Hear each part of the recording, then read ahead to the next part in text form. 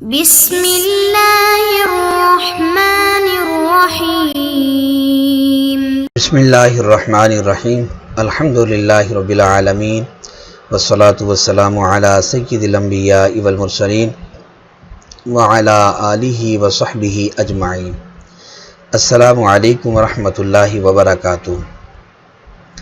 عزیز طلبہ، آج ہم المرقات کا سبق نمبر 86 پڑھیں گے اور ہمارے آج کے سبق کا عنوان ہے مغالطات سوریہ کا پہلا سبق۔ آئیے پہلے ہم آج کے سبق کی عبارت اور اس کا ترجمہ سماعت کرتے ہیں۔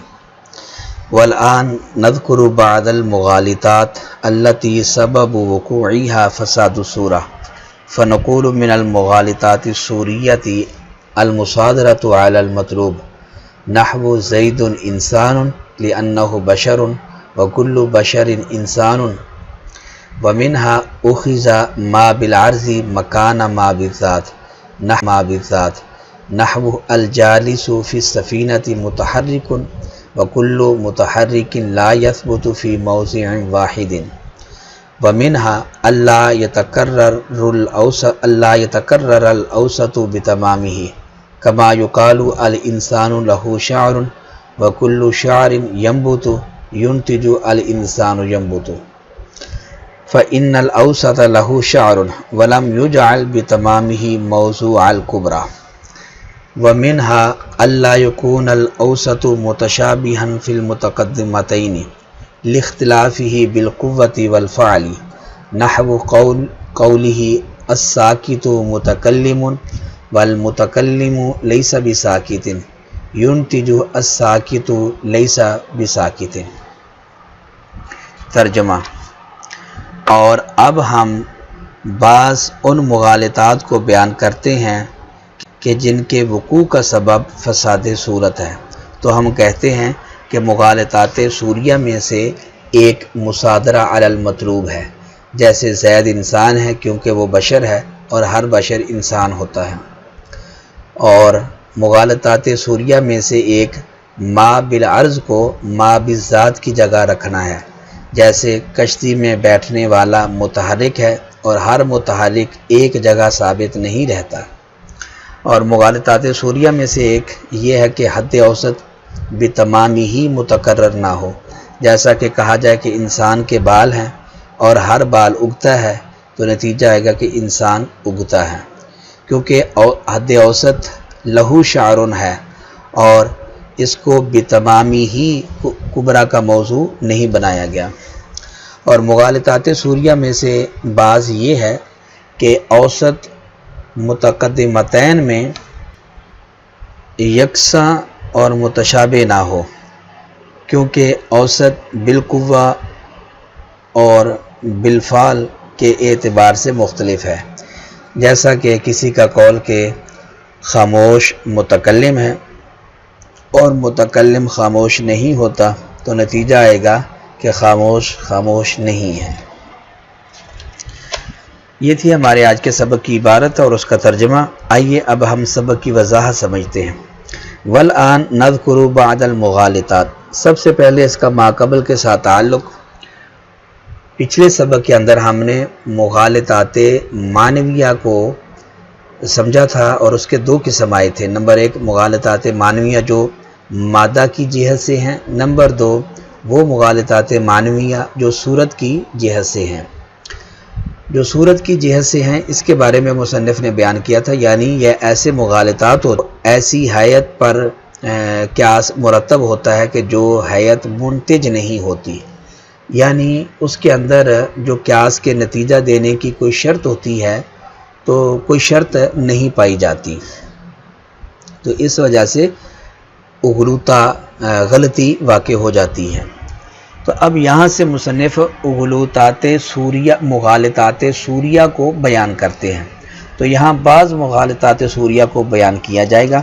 ان میں سے ایک ہے مصادرہ علی المطلوب۔ سب سے پہلے آپ سمجھیں کہ مصادرہ علی المطلوب کس کو کہتے ہیں۔ مصادرہ علی المطلوب کا مطلب یہ ہوتا ہے کہ دلیل کا دعویٰ کے اوپر موقوف ہونا۔ اصل میں ہوتا یہ ہے کہ دعویٰ دلیل کے اوپر موقوف ہوتا ہے، دعویٰ کو دلیل سے ثابت کیا جاتا ہے، اور اگر دلیل دعویٰ کے اوپر موقوف ہو جائے تو یہ مصادرہ علی المطلوب کہلاتا ہے۔ مصادرہ علی المطلوب یہ باطل ہے، کیونکہ اس میں توقف الشیء علی نفسہ ہی لازم آتا ہے، اور یہ دور ہے، اور دور یہ باطل ہے، یعنی شے اپنے آپ پر موقوف ہو جاتی ہے، اور شے کا اپنے آپ کے اوپر موقوف ہونا یہ دور کہلاتا ہے، جو کہ باطل ہے۔ اس وجہ سے مصادرہ علی المطلوب بھی باطل ہے، کیونکہ یہ محال کو باطل کو مستلزم ہے۔ اب اس کی مثال سمجھیں، جیسے مثلا دعویٰ ہے کہ زید انسان، یہ دعویٰ ہے۔ اب کوئی آدمی اپنے اس دعوے کو اس دلیل سے ثابت کرتا ہے، وہ کہتا ہے لِأَنَّهُ بشر وَكُلُّ بَشَرٍ انسان، بشر حد اوسط ہے، یہ گر جائے گا تو نتیجہ آئے گا زید انسان۔ یہ شکل اول ہے، کیونکہ حد اوسط صغرا میں محمول اور کبرا کے اندر موضوع ہے۔ اب یہاں یہ دیکھیں کہ یہ جو قیاس ہے یہ درست نہیں ہے، کیونکہ مطلوب یہاں ہے وہ مصادرہ علی المطلوب، یہ کہ زید انسان جو دعویٰ ہے یہ دلیل کے اوپر موقوف تھا، یعنی اس نے ثابت ہونا تھا دلیل سے۔ آپ غور کریں، جو صغرا ہے یہ بعین ہی یہ دعویٰ ہے، کیونکہ بشر اور انسان ان میں تساوی کی نسبت ہے، آپ بشر کہو یا انسان کہو ایک ہی بات ہے، تو دلیل کا صغرا بھی یہی ہے کہ زید انسان ہے، اور دعویٰ بھی ہمارا یہی ہے، تو جو دعویٰ ہے وہ دلیل کی جز بن گیا ہے۔ تو دعوے نے ثابت ہونا تھا دلیل سے، اب دعوے کو الٹا چٹی پڑ گئی کہ وہ دلیل کو ثابت کرے، تو یہ مصادرہ علی المطلوب ہے، یہ درست نہیں ہے۔ وَمِنْهَا أُخِذَ مَا بِالْعَرْضِ، یہاں سے مغالطات سوریہ کا دوسرا قسم بیان کرتے ہیں، اور یہ ہوتا ہے کہ ما بالعرض کو ما بالذات کی جگہ رکھ دینا۔ ما بالعرض کہتے ہیں وہ شے کا وہ وصف جو کسی واسطے سے ثابت ہو، اس کو ما بالعرض کہتے ہیں، اور ما بالذات کا مطلب یہ ہے کہ جو بالذات ثابت ہو، یعنی بغیر کسی واسطے کے، تو وہ ما بالذات ہے۔ تو اب ما بالعرض کو ما بالذات کی جگہ رکھ دیا جائے تو اس سے بھی غلطی واقع ہو جاتی ہے۔ جیسے مثلا مثال کے طور پر کوئی آدمی یہ قیاس مرتب کرتا ہے کہ الجالس فی السفینۃ متحرک، کہ کشتی کے اندر بیٹھا ہوا آدمی متحرک ہے، اور وَكُلُّ مُتَحَرِّكٍ لَا يَثْبُتُ فِي مَوْضِعٍ وَاحِدٍ، یہ کبرا ہے، اور جو متحرک ہو تو وہ ایک جگہ ثابت نہیں رہتا۔ متحرک یہ حد اوسط ہے، یہ گر جائے گا تو نتیجہ آئے گا کہ الجالس فی السفینۃ لا یثبت فی موضع واحد، کہ کشتی کے اندر بیٹھا ہوا آدمی ایک جگہ ثابت نہیں رہتا، تو یہ درست نہیں ہے۔ اور خرابی کی وجہ یہ ہے کہ صغرا کے اندر جو متحرک بالاوسط متحرک ہے حد اوسط، یہ متحرک بالعرض ہے، کیونکہ کشتی کے اندر بیٹھا ہوا آدمی بالذات متحرک نہیں ہوتا بلکہ کشتی کے واسطے سے متحرک ہوتا ہے، اور کبرا کے اندر جو متحرک ہے یہ متحرک بالذات ہے۔ تو یہاں غلطی اس وجہ سے لگی کہ ما بالعرض کو ما بالذات کی جگہ رکھ دیا گیا ہے، تو بیسیکلی بنیادی طور پر یہاں حد اوسط کا تکرار نہیں ہے، اس وجہ سے یہ قیاس درست نہیں ہے۔ وَمِنْهَا اللہ یتکرر الاوسط بتمامہ، مغالطات سوریہ کا یہ تیسرا قسم ہے، اور یہ قسم یہ ہے کہ حد اوسط کا بتمامہ ہی تکرار نہ ہو، حد اوسط متکرر تو ہو لیکن وہ مکمل اور بتمامہ ہی مقرر نہ ہو۔ اس کی مثال ہے جیسا الانسان لہ شعر، انسان کے بال ہیں، ینبت، اور ہر بال اگتا ہے، تو نتیجہ آئے گا الانسان ینبت، لہو شعر یہ حد اوسط یہ گر جائے گا تو نتیجہ آئے گا الانسان ینبت۔ اب یہ جو قیاس ہے یہ فاسد ہے، اور فاسد اس وجہ سے ہے کہ اس قیاس کے اندر لہو شعر یہ حد اوسط ہے، اور اس کا بتمام ہی تکرار نہیں کیا گیا۔ کبرا کے اندر یہ بتمام ہی اس کا اعادہ نہیں کیا گیا، کبرا کے اندر لہو کو حذف کر کے شعر کو صرف ذکر کیا گیا ہے، تو چونکہ حد اوسط کا یہاں بتمام ہی تکرار نہیں ہے، اس وجہ سے یہ غلطی لگ گئی ہے اور یہ قیاس فاسد ہے۔ وَمِنْهَا اللہ یکون الاوسط متشابہا فی المتقدمتین لاختلافہ بالقوۃ والفعل۔ یہاں سے مصنف مغالطات سوریہ کا چوتھا قسم بیان کرتے ہیں، اور یہ ہے کہ صغرا اور کبرا کے اندر یکساں نہ ہو، ایک جیسی نہ ہو، یعنی صغرا کے اندر بالقوہ ہے اور کبرا کے اندر بالفعل ہے، یا صغرا کے اندر بالفعل ہے اور کبرا کے اندر بالقوہ ہے۔ حد اوسط متقرر تو ہے اور بے تمامی ہی بھی متقرر ہے، لیکن وہ یکساں نہیں ہے، متشابہ نہیں ہے، وہ مماثل نہیں ہے، مماثلت نہیں پائی جاتی حد اوسط میں۔